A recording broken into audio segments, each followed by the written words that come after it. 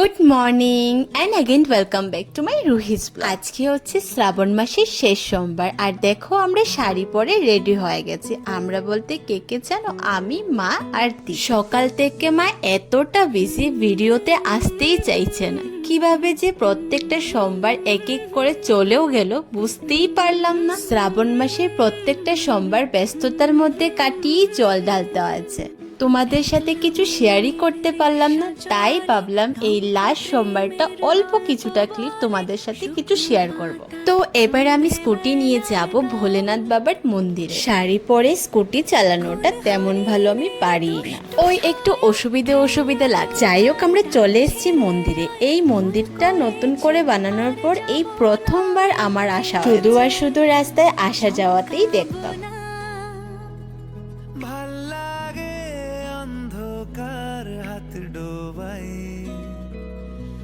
এক নতুন গন্ধ তার পাচ্ছি তাই।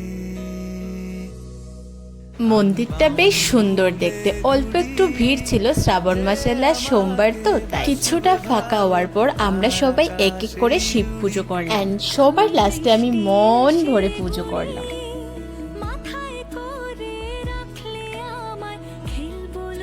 ফাঁকা ছিল বলে ভাবলাম পুজোটা তাড়াতাড়ি করে সেরে নেই, কিন্তু অল্প অল্প করে যত সময় যাচ্ছে অনেকটা ভিড় বাড়ছে।